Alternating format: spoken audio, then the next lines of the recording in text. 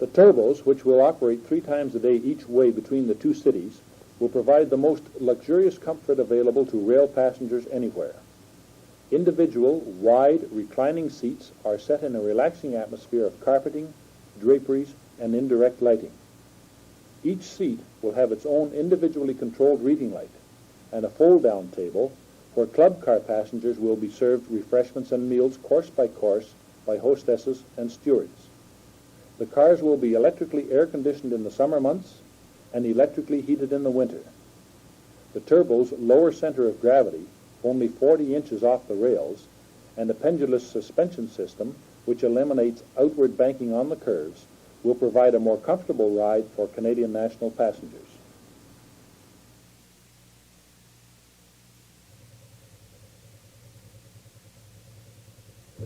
Because the lightweight turbos are designed to produce higher average speeds and are bidirectional, thus eliminating turnaround, we will be able to operate 3 trains a day each way between the two cities.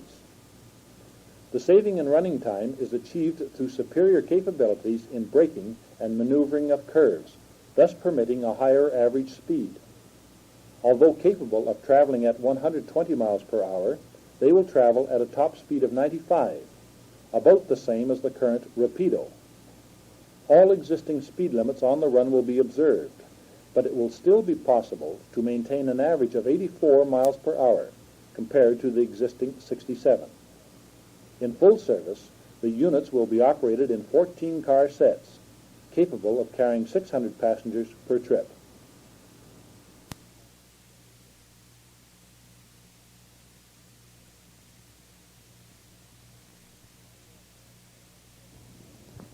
United Aircraft designed the TurboTrain as a total transportation system to provide fast schedules with passenger comfort and convenience while reducing operating costs.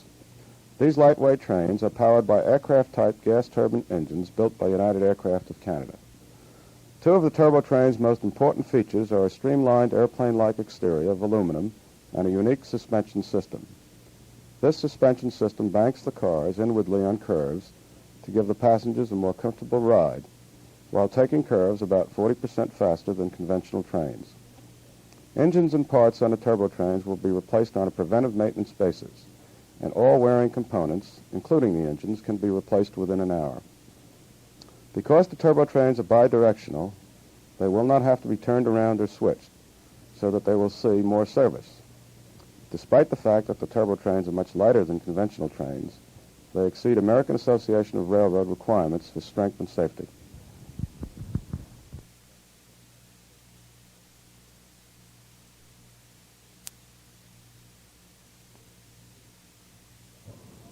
The years of experience in construction of locomotives, both steam and diesel, and in fabrication of other rolling equipment, from cabooses to the lightweight cars for Toronto's subway system, have enabled Montreal Locomotive Works to easily modify its production lines for building of Canadian National's new turbos.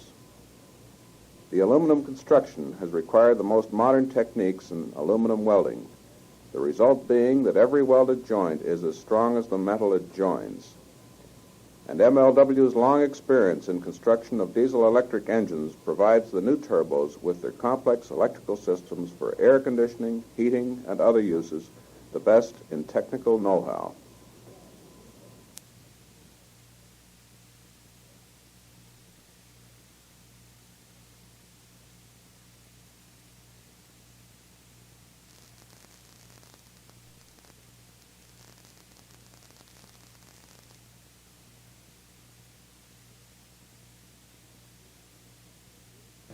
Il me fait plaisir de vous souhaiter la bienvenue à l'usine de la Montreal Locomotive Works.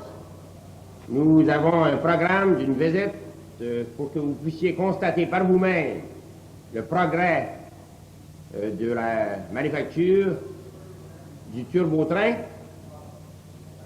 Nous avons avec nous ce matin M. Paul Stevenson, qui est président de United Aircraft of Canada, M. Bob Schatz, qui est vice-président exécutif de United Aircraft Corporate System of Farmington in the United States. Nous avons aussi M. Henry Valley, qui est président de Montreal Locomotive Works. Nous avons des guides qui vous accompagneront pour faire le tour de l'usine et demander des questions, des explications d'ordre technique ou autre. Et aussi avec moi plusieurs spécialistes et techniciens et experts du CN, entre autres M. Jack Kahn, qui est notre principal agent de liaison entre ces diverses compagnies qui sont engagées dans ce projet. Il y a un grand nombre de guides, de façon que vous soyez seulement 3 ou 4 par groupe. Nous accompagnerons aussi le groupe pour la visite. Après la visite, nous aurons l'opportunité de revenir ici, dans cette chambre, où là, nous aurons une petite conférence de presse, si vous voulez, où vous aurez l'opportunité de demander toutes les questions que vous voudrez quant à la marche et au progrès du projet lui-même. Ladies and gentlemen of the press, TV, and the radio, we just want to welcome you this morning. I'm accompanied in welcoming you by Mr. Thor Stevenson, President of United Aircraft of Canada, Mr. Bob Schatz, Executive Vice President of the United Aircraft Corporate Systems of Farmington in the United States, and Henry Valley, who's President of Montreal Locomotive Works. The program this morning consists first in a visit of the plant itself, of the project, of the assembly of the TurboTrain, so that you can judge for yourself the state of progress that we have achieved so far in bringing the TurboTrain into being. After this tour, and you will be accompanied by guides, you will be about 3 or 4 or 5 per guide, and also the gentleman accompanying me, plus Jack Kahn, who's our main liaison officer at CN with all of these other organizations. We'll be accompanying the group and will be available for answering questions. After the visit of the plant and the work in progress, we'll return to this room and you'll have the opportunity of asking more questions, technical or otherwise, as to the TurboTrain itself and its service. Following this, I think there is a plan for a sort of rafraîchissement and some luncheon, and then you will be free to do as you please for the rest of the day. We thank you profusely for coming in such large numbers to attend this little get-acquainted affair with the TurboTrain and its state of progress.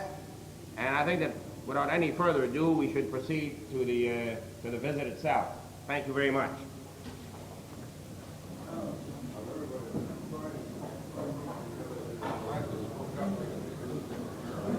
Well, I've always got a good organ there. There's no...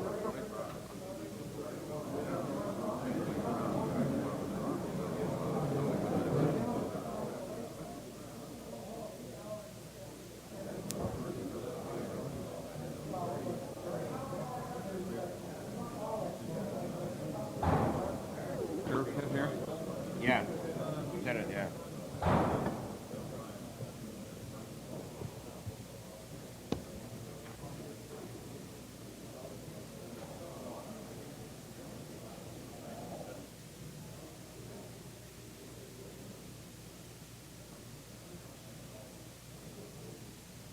Well, who wants to fire the first question? Yes? I think the first and obvious question is, when do you expect to have this operational really for passengers? On the 15th of July. 15th of July. Wasn't that sort of, is that after you had originally expected or is this before? Well, I think this question has got to be answered in 2 parts. Let's say we would have hoped to have it earlier, but in all fairness, to the tremendous degree of engineering and design work and the multiplicity of sub-assemblies and subcontracts on which depends the eventual date of putting it into service, we believe that the 15th of July, from the start of the giving of the order, is a very, very speedy delivery. Well, did any of the work that this company may have been, their other companies may be doing for Expo affect the progress on everything here? I would say no, although I have no absolute knowledge of this, but I would be quite positive that it didn't affect at all the delivery of the train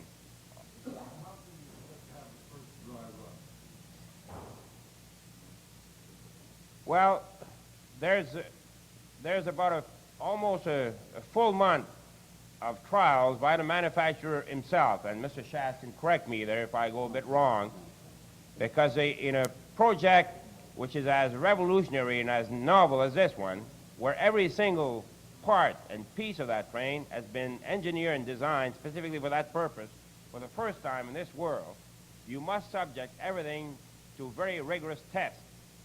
So this takes them a full month.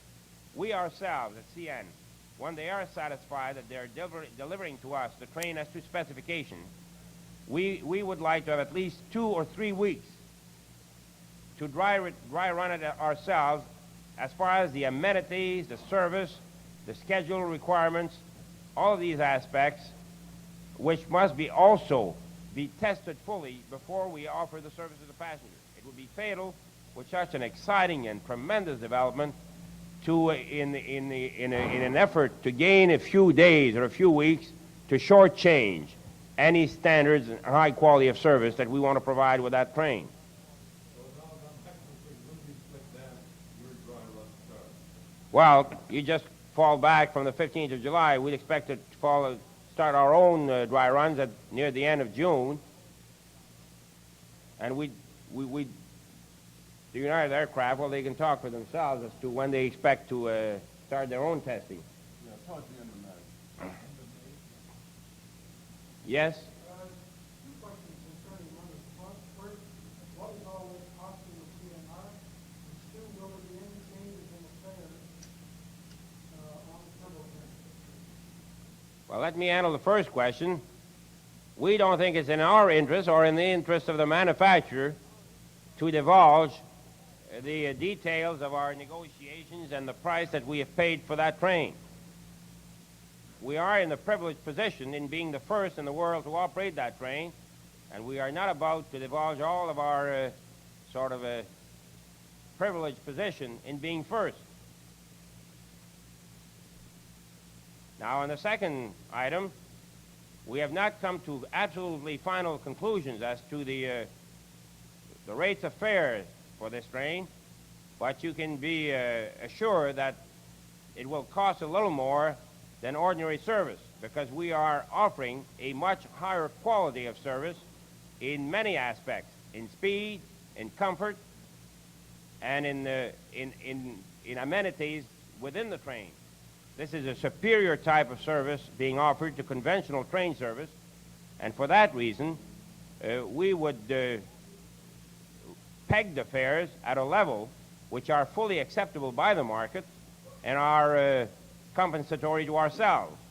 And we think that this is the criterion we should go by. That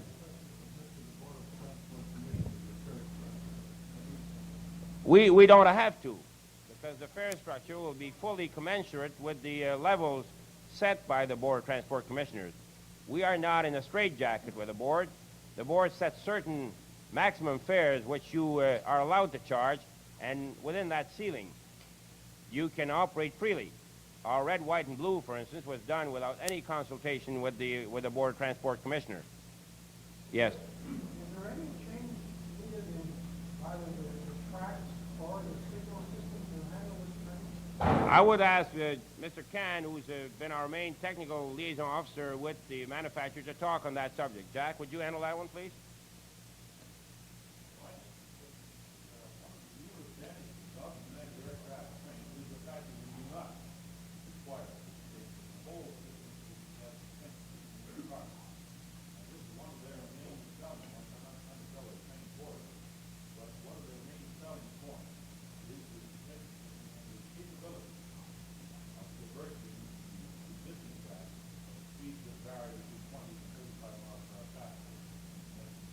One more question, maybe following your detail. Are you going to use the tunnel line, or are you going to go by the Southern Road? We won't use the tunnel line. We'll go by our regular route, through the viaduct, south of Central Station. What sort of consideration given to the tunnel line, will you not? Well, maybe considerations, but no serious sort of thought of using the tunnel line at this stage. We would be fighting particularly the hours we want to run that train, the very, very heavy commuter service in the tunnel service. correctly, if you explain that the original president of this project was announced, he gave a figure of something over 10 million as to the budgetary allocation by the CNR for this project. Does that still stand, Mr. Chairman? Yeah, it's a ballpark figure, but since it's been a lease purchase arrangement, you know, it's a ballpark figure as to the equivalent capital allocation. But since it's a lease purchase arrangement that we have with United Aircraft, there is not an absolute capital figure that can be given. Well, we simply mean that both the manufacturer and ourselves, realizing the extremely new concept of the train, wanted to some extent share the risk together. So for a certain number of years we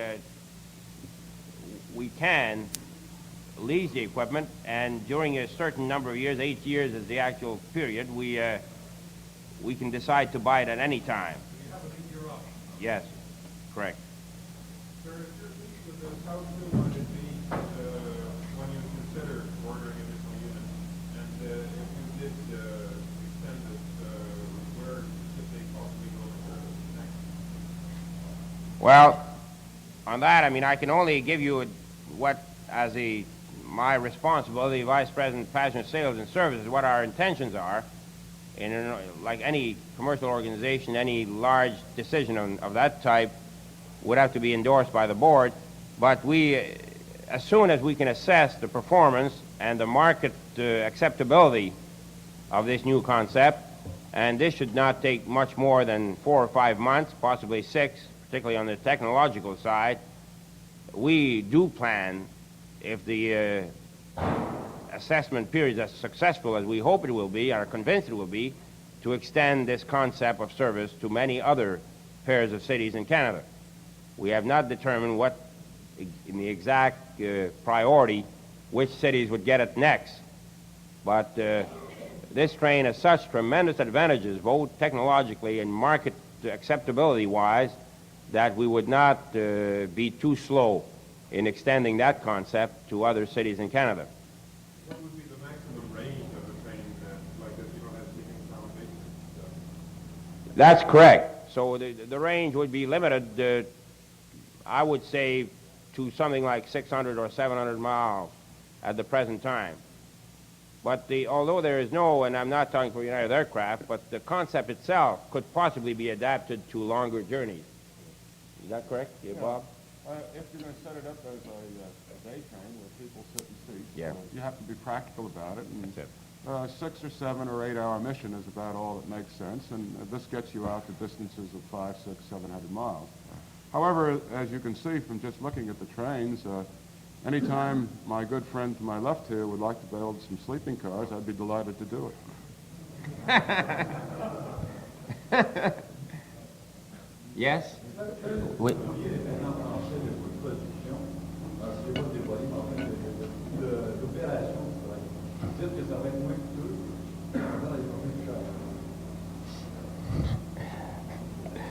Bien. Je crois que dans ce domaine-là, vous ne devez jamais fixer simplement vos prix sur une base de coût d'opération, mais sur une base de ce que le marché est prêt à payer pour votre produit et ce qu'il obtient pour service rendu. Vous devez apprécier que dans tous les services que nous opérons, dans les services des passagers OCN, nous subissons présentement des pertes très lourdes qui sont dans le domaine public au point de vue information.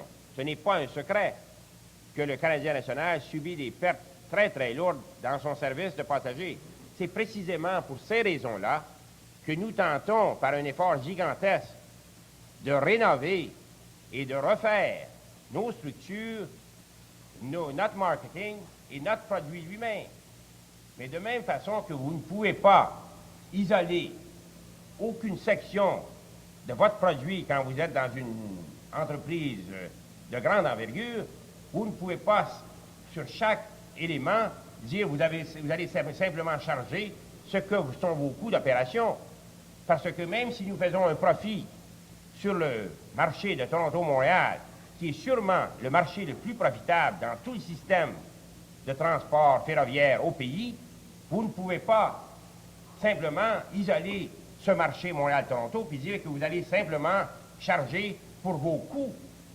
Vos pertes dans l'ensemble du système seraient encore accentuées plus. Vous devez établir dans toute entreprise un certain degré de fertilisation horizontale, là où à certains endroits vous subissez quelques pertes et à d'autres endroits vous profitez d'un profit, de façon à ce que dans l'ensemble, vous offrez un produit qui couvre ses coûts. Dans le bas du train que dans le haut? Oui. Mais, bien, nous allons avoir il va y avoir une première classe, hein, puis il va y avoir une classe économie, ou un coach class que nous appelons. Et en première classe, vous allez obtenir des repas complémentaires, vous allez obtenir un peu plus d'espace, un peu plus de confort.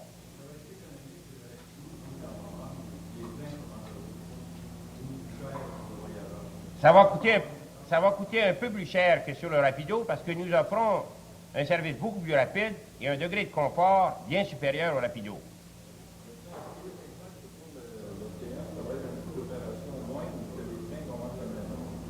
Bien, sûrement, parce que ça ne serait pas un progrès technologique si vous ajoutiez des services qui seraient plus coûteux que ceux qui sont périmés de par leur nature même.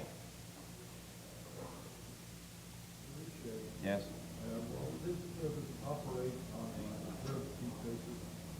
Yes, the train will be fully reserved. What will be the total passenger capacity and operating equipment delivered by MLW? The train will have a capacity of 604 seats, all told.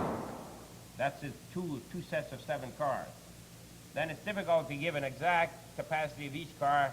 Some cars have a galley, other cars have a buffeteria, so it varies from about 34 to 56. What is the total of passengers you will be carrying on a daily basis? Oh, yeah, that's a different question. Oh, well, this is I'd have to make a very quick mathematical computation. You have a capacity of 604 seats. You have 3 trips per day in both directions, total of six trips. It would be a theoretical capacity of about 3,600. But you never, in any form of urban intercity transportation, air or rail or bus, obtain 100% theoretic occupancy. Yeah, Well, we're aiming at 75% occupancy. So multiply 75% by about 4,000, and it gives you, 3/4 of it, it's about 3,000. You say that the train will have a premium price on it for the ticket because of its superior service that you're sending out. How do you justify this? Do the airlines, say from here in Toronto, whether you fly a Viscount, a Vanguard, or a jet, is there a difference in cost too in the equipment on a jet from here in Toronto than there is in a Vanguard, shall we say? Well, I can't answer for the airline. I'm quite sure that they don't charge any differential whether you travel on a Viscount or a jet. But I don't think we should be chained to what the airlines are doing in the market.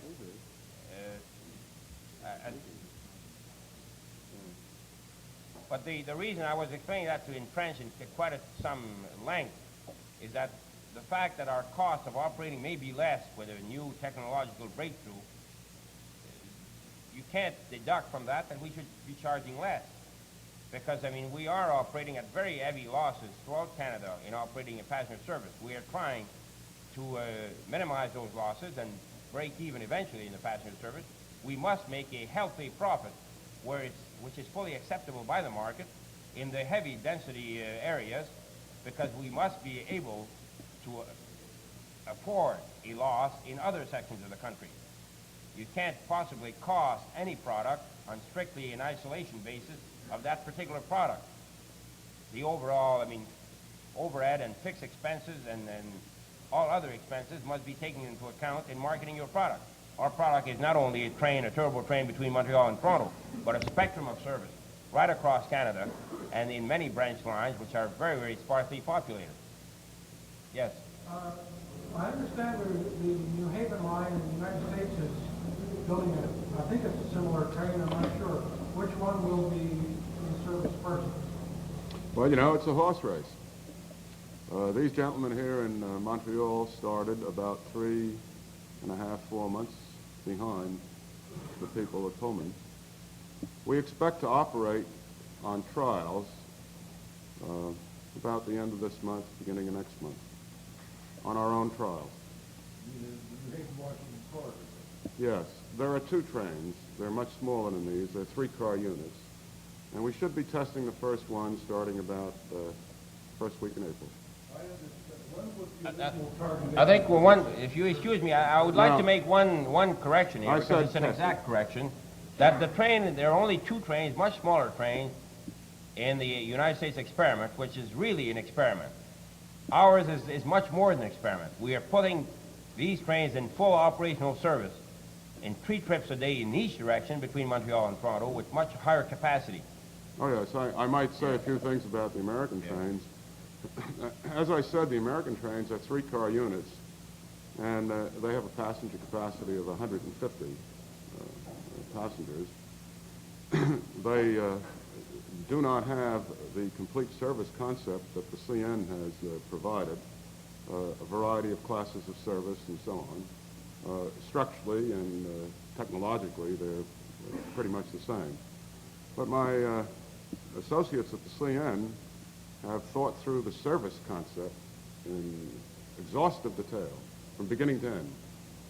And that's going to make this project here in Canada an operational first.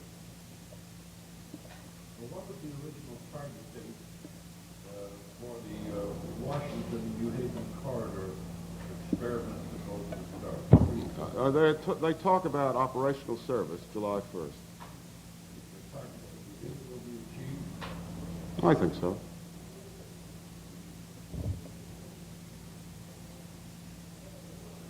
Carice, in your capacity as Vice President of Passenger Sales, could you tell us what are the general prospects for available equipment or sufficient equipment for your expo traffic? Tell us something about your expo plan and how this will be, new train will be included in the expo plan and the Rapido and so forth. Well, we have been making plans for additional capacity throughout the system for the last 2 years. We have acquired considerable United States equipment on a lease basis. The reason we have leased this equipment and not decided to purchase it where we had the option is that, as you've seen for yourself, this is such a tremendous advance in rail passenger travel that we did not want to tie us down with conventional equipment, even if it was in fairly good shape, because we would like to renew our conventional equipment with this new concept if it works out right, and we are convinced it will. So for those reasons, but we knew that centennial year was coming. We had a tremendous upsurge in rail passengers in 65 over 64, in 66 over 65. We anticipate a very major increase in 67. So we have been working diligently at increasing our fleet, and we have been successful. You've seen recently that we're adding a pair of trains between Montreal and Quebec. We're adding 2 brand new trains in the Maritimes. We are adding considerable capacity between Montreal and Toronto with these turbo trains, and the existing Rapido and other conventional trains will remain in service. We are increasing considerably the capacity of the transcontinental service over the summer months.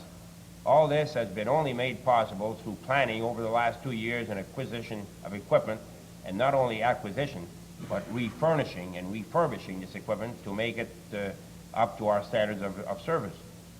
All of these plans are completed. The service has been set. we will be carrying up to 35 or 40% more people in the summer months than we did in the previous years. When you ask me, will this be sufficient? I hope so, but I'm not positive. There is such an incredible demand for traveling in '67, both because of Expo and Centennial, that all public carriers will be put to a severe test of capacity. And what it means is that people will not be able to travel in the exact date or type of accommodation that they desire at will. They have to make reservations well ahead, and even then, sometimes be willing to accept compromise accommodation. There's no other way. I don't think that in a capital-intensive business like passenger rail travel, you cannot possibly accommodate all people that wish to travel when you have a combination of factors that push the levels of traveling at such high peaks.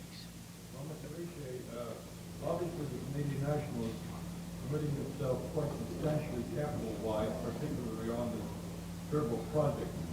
Would you care to give us a projection, say in the years ahead? There has been quite a bit of talk of a letdown and after Expo the Centennial year, but obviously CNR has sort of a positive approach. Could you amplify on this? What is your prediction for the next 5 years? Yes, this is public knowledge. We have made this testimony before the Parliamentary Committee in Ottawa. Our planning projects that we should break even by late '71 or early 1972 in the passenger business. We have a 5-year plan which is very detailed. It's in massive detail as far as '68, but even as far as '72, there's an awful lot of detailed planning already completed. We don't treat Expo and Centennial year as a windfall. We treat it as a launching pad. And '68, we believe, may be just almost as good as '67. We think that the entire tourist industry in Canada is going to get a tremendous shot in the arm through this combination of factors. I think you've probably seen that yourself, but I was very impressed when I was discussing this matter with Dan Wallace, who's the director of the Canadian Government Travel Bureau, when they predict that within the next 3 or 4 or 5 years, tourism in Canada will be the #1 industry. Will reach $2 billion in volume, which will be ahead of the mining industry and ahead of the paper industry.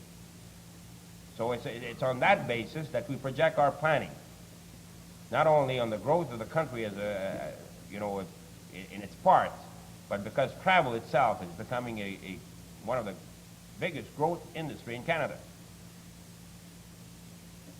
Another question now. There was some lack of accuracy, shall we say, in the original projection when we asked at the press conference exactly how long you plan a trip from Montreal to Toronto to be. What do you see now, 3 hours or what? 3 hours and 59. Well, the Rapido is 4 hours and 59. We're cutting a full hour off the schedule. Your 3:59, do you anticipate being able to cut that further? Well, this is I don't want to give answers which are just hopeful. And Mr. Schaas certainly speak to that more than I can even. Our problem is not a capacity of the speed of the equipment. The equipment can go a lot faster than, as you know, we will have a rated top speed of 95 miles per hour with a TurboTrain. The train is geared for 120, and it will be tested to 120. But there is a tremendously complex and problem of fighting for track occupancy and economics and spending money on the line between Montreal and Toronto. And in that, I mean, I'm not operating an independent company. We have a freight arm, which is a lot more important than the passenger arm in the railroad, although it's not quite as much in the public eye. We have an express freight service, a small good, so all of these things must be accommodated.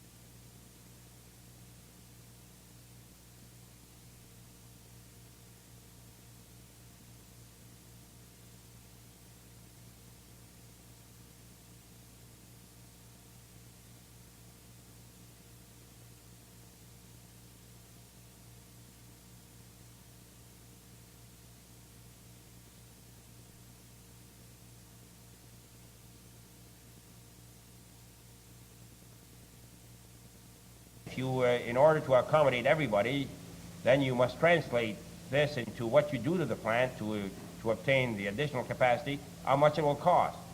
It can come to the many, many millions of dollars.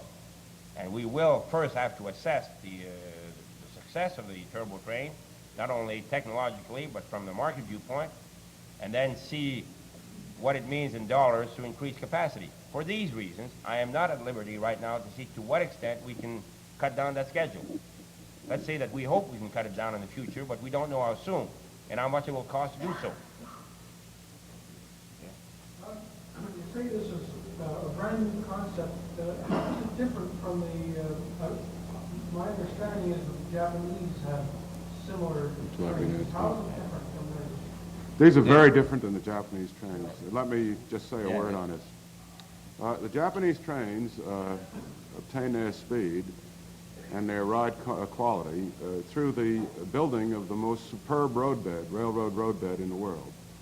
In their Tokyo-Osaka roadbed, which I think is like 330-odd miles, they spent $1.5 billion improving the roadbed. It is a magnificent roadbed, concrete ties, practically as straight as an arrow. Very few of the curves are sharp at all. And on this roadbed, they run a very conventional, heavy, electrically powered train.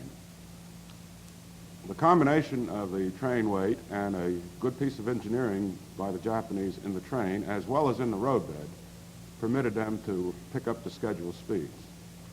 And it's a very successful train. I've talked to a lot of people. As a matter of fact, just as an odd example, we had as a consultant to us all through this last summer one of the very senior Japanese engineers who worked on the Tokaido line trains.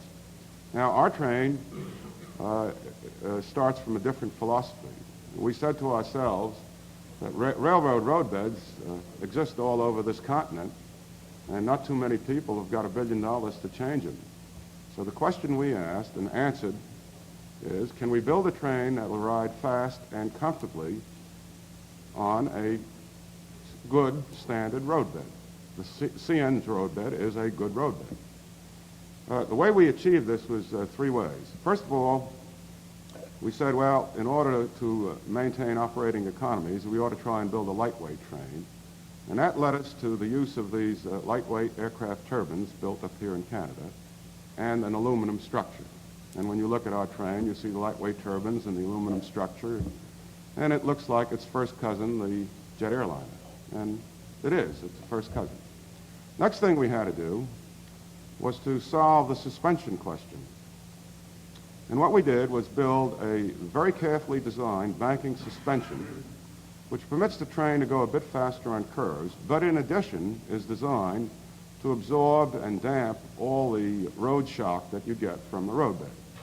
And this suspension is protected in every degree of motion that you can conceive of to ride well on a conventional roadbed.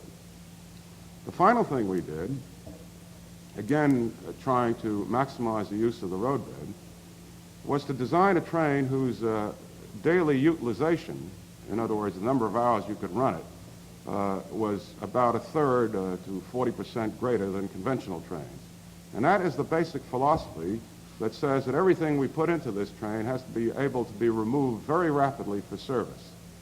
The idea there is this, that here's a first-class piece of equipment, and we don't want it to be stuck on a siding while it takes 2 days or a day and a half to change an air conditioning unit. So the philosophy is to design everything for high utilization. Japs did that too, by the way. You explained to us the problem of track occupancy between Montreal and Toronto, and there's the problem of the quality of the roadbed. But I think in some of the material we were given, there's also reference made to the speed restrictions. What are those, and how much time do they cut off, and could they possibly time be removed? I'd ask Jack to handle that. I think he knows more about it than I do. We come back into something that Mr. Shatz mentioned, which is that in order to reduce some of the speed restrictions, we've got to put substantial amount of money into straightening out the track. These are arbitrary things No. related to the level crossing. No, well, I think you have to take those into account, yes. physical things within the plant. We have yards and bells and so on, not go through there at extremely high speed because of the operating conditions of this type of operation.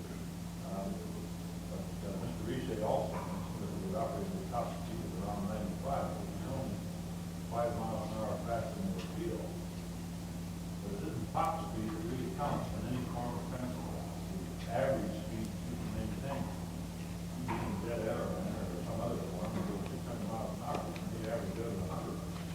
If you're stacked at Kennedy. Yeah. We get back to Canada. As a matter of fact, right in between, obviously, it's coming out. So we dropped the average from 67 to about 85 miles an hour. This is where we're 25 to 20% effective coming from.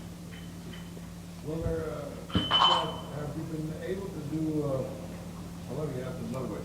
How about the noise factor for areas through which the train will run? Will it be an annoying? No, this is going to be a good neighbor. This train is going to be a good neighbor. Yes. If we tested others, Yes. Mr. Schatz, I don't know whether you're aware of the test Yes. the company did. Yes.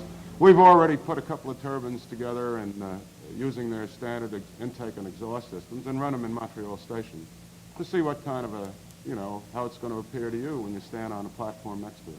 You'll find it a real good neighbor. How about the safety factor? Has there been any studies on this side of it? You've got a lightweight train. Oh, yes. You hit a truck or something. It's not going to do the truck any good. Let me explain.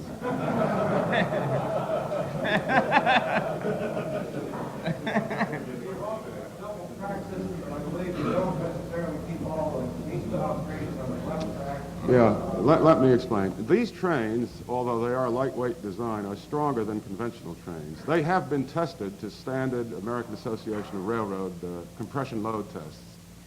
And for example, both the Paradome coach, the N unit, and the intermediate coaches have been tested to this 800,000-pound compression test.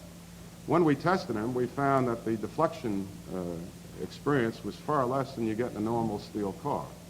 Further, we've designed the front end of the train, of the Paradome coach, so that if you look at it, it's got a pilot made out of inch-thick aluminum, see? And that's not going to budge very much when you hit stuff with it. It ought to clean the track. Now, I really don't like to make a joke about this because I don't want to hit anything with my beautiful new babies. And I really want to think very seriously about safety, and we have. There are several features to this train which are quite different. For example, the fuel system in this train, the diesel fuel which is carried in a standard type sealing aircraft type bag, protected again, as an example, by a massive aluminum structure and further protected by an automatic CO2 fire dump system. So we've given this considerable thought. Strength is high, and many, many other safety features have been considered. I think these are going to be very safe. One other thing ought to be mentioned. These trains have a center of gravity about 1.5 feet lower than a standard train, which means they'll be far less subject to the hazard of rollover. They'll want to stay on their wheels.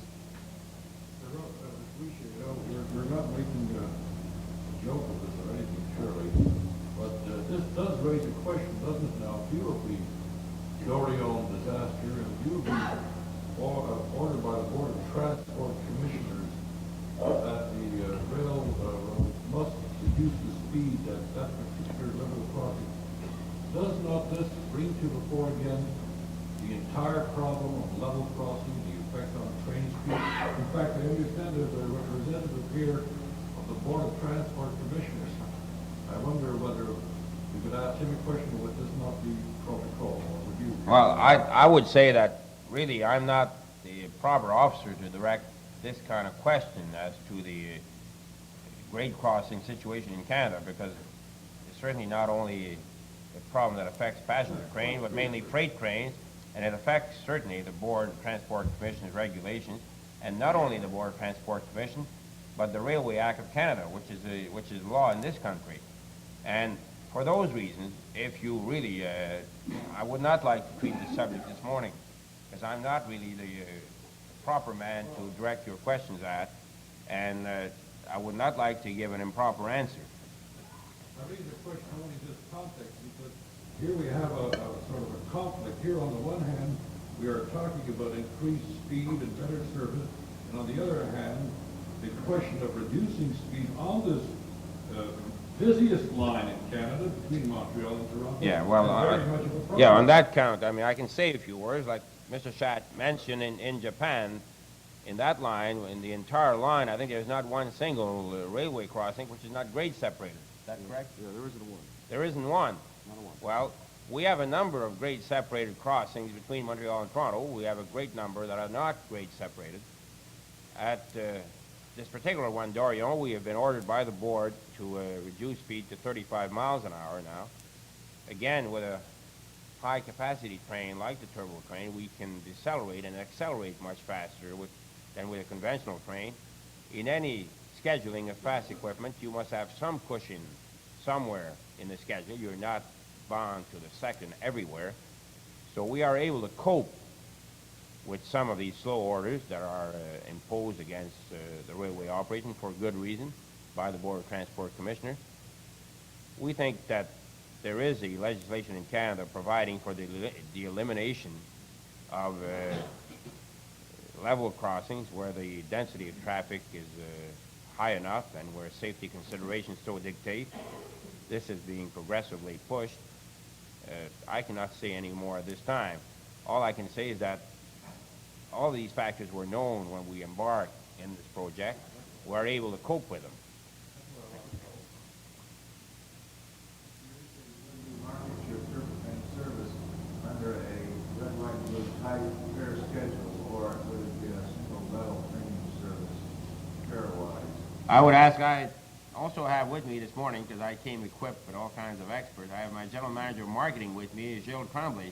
Would you like to field that question, Gilles? Also, the red, white, and blue commercial at light, passengers considerably one. Premium look like. Who's this?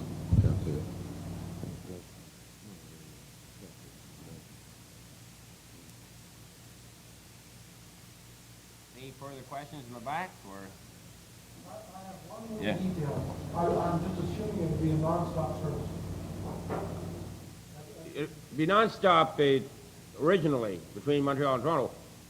The matter of whether you treat Dorval and some, suburbs of Toronto as a stop or not, these will be dictated by considerations of scheduling and marketing. Certainly, I mean, when you talk about Dorval, that's Montreal. It may be a separate municipality for sort of municipal boundaries, but a lot of our people in Montreal live in the Lake Shore. So let it say it's non-stop service between Metropolitan Montreal, and Metropolitan Toronto. And then the rest will be up to marketing and scheduling considerations. No. As soon as Montreal next to Dorval, it won't be stopping. Yes? That's one way. You talk about cost overall being lower. How about the mix of this cost? In other words, let's say, maintenance of present trains is not a direct comparison, but in the overall thing where will maintenance being smaller and manning costs being larger and fuel costs, that sort of thing is compared to the present and Yeah, you can have a feeling for this. Fuel costs are actually a bit less on this kind of train. The reason is that we're going to drag 600 passengers with less horsepower than you do on a conventional train. So fuel costs are going to go down a bit. Maintenance costs we'll know a hell of a lot more about a year from now, but we expect they'll go down a bit too. Maintenance costs, you really make definitive answers after you've maintained for a while. And there hasn't been too much maintenance yet.